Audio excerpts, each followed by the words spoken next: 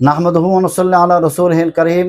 আম্মা বাদ। সম্মানিত দর্শক, কাছে এবং দূরে, দেশ এবং প্রবাসে যে যেখান থেকে দেখছি, আমাদের মাদ্রাসা ফাতেমাতুজ জাহরা রাদিয়াল্লাহু তাআলা আনহা এবং মারকাজুল ফুরকান ইন্টারন্যাশনাল মাদ্রাসা পূর্ব রসুলপুর ৮ নং রোড, রনি মার্কেটের পূর্ব দিকে, কামরাঙ্গীরচর, ঢাকা, এই দাওয়াতি স্টুডিও থেকে।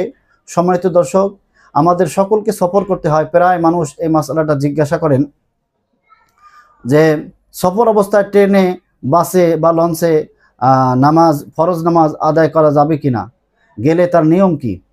আসলে এখানে 3টি বিষয় জেনে রাখা দরকার। 1 নম্বর হলো দাঁড়িয়ে নামাজ পড়া, 2 নম্বর হলো কেবলার দিকে মুখ রাখা, 3 নম্বর নিয়ম মোতাবেক রুকু সিজদা সহ নামাজ আদায় করা, অর্থাৎ ইশারায় রুকু সিজদা না করা।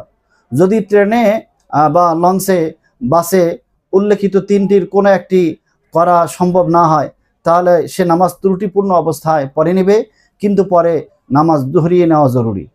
এজন্য গাড়িতে, লঞ্চে বা বাসে নামাজ পড়ার নিয়ম হলো প্রথমে দাঁড়িয়ে তাহরিমা বাঁধার পর পরে যাওয়ার ভয় না থাকলে হেলান দিয়ে কোনো কিছু ধরে দাঁড়াবে।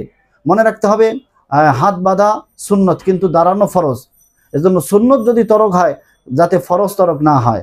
এভাবে আমরা রুকু সিজদা যদি করা সম্ভব হয় তাহলে রুকু সিজদা করবে, আর যদি রুকু সিজদা করা সম্ভব না হলে তাহলে ইশারায় রুকু সিজদা করবে। এভাবে যদি নামাজ আদায় করে নেয় তবে নামাজ হয়ে যাবে। তবে শর্ত হলো যে সময়ের মধ্যে যদি গাড়ি গন্তব্যে পৌঁছে যায় তাহলে সেখানে নামাজটা দুহরিয়ে নেবে।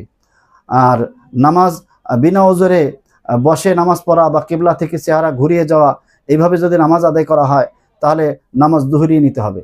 আল্লাহ তাআলা আমাদের সকলকে সঠিকভাবে নামাজ আদায় করার তৌফিক দান করুন।